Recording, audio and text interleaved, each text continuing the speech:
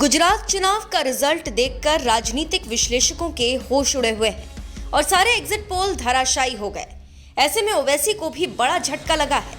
जी हां, गुजरात विधानसभा के सभी 182 विधानसभा सीटों पर चुनाव परिणामों के रुझान लगातार जारी है। कहीं के रिजल्ट भी फाइनल हो रहे हैं। जहां रुझान में एक और बीजेपी ने 182 विधानसभा सीटों में से 152 सीटों पर अपनी तगड़ी बढ़त बना ली है, तो वहीं कांग्रेस 18 सीट पर ही सिमटती दिख रही है। वहीं अगर बात की जाए अन्य दलों की, तो all India Majlise Ittehadul Muslimeen party Gujarat की एकमात्र सीट से आगे चल रही है।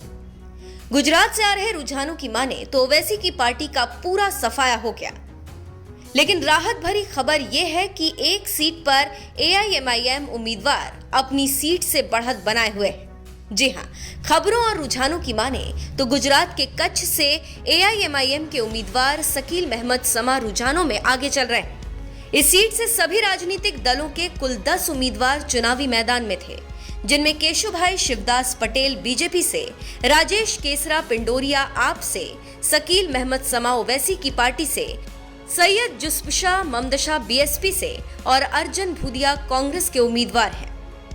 इन सबके बीच इस सीट से ओवैसी को थोड़ी राहत मिली है और उनका उम्मीदवार आगे चल रहा है। लेकिन बाकी सभी सीटों पर जहां ओवैसी ने उम्मीदवार खड़े किए थे, वहां पर उनकी हालत खराब है। इसके साथ ही साथ गुजरात में एक सीट पर समाजवादी पार्टी की साइकिल दौड़ रही है, तो आम आदमी पार्टी की भी हालत थोड़ी खराब है। खबरों की माने तो गुजरात चुनाव के रिजल्ट से गदगद बीजेपी शाम को जीत के हीरो रहे PM मोदी का बीजेपी मुख्यालय में सम्मान करेगी। खबरों की माने तो PM मोदी शाम को 6 बजे के करीब पार्टी मुख्यालय जाएंगे और कार्यकर्ताओं को संबोधित करेंगे और हौसला अफजाई का काम करेंगे। जानकारों की माने तो इस बीच देखा जाए तो गुजरात विधानसभा चुनाव में बीजेपी को एक बार फिर से जबरदस्त बहुमत मिला। सभी सीटों के आए शुरुआती रुझानों में बीजेपी को 158 सीटों पर बढ़त मिल रही है। वहीं कांग्रेस सिमटकर इस बार 16 पर आ गई।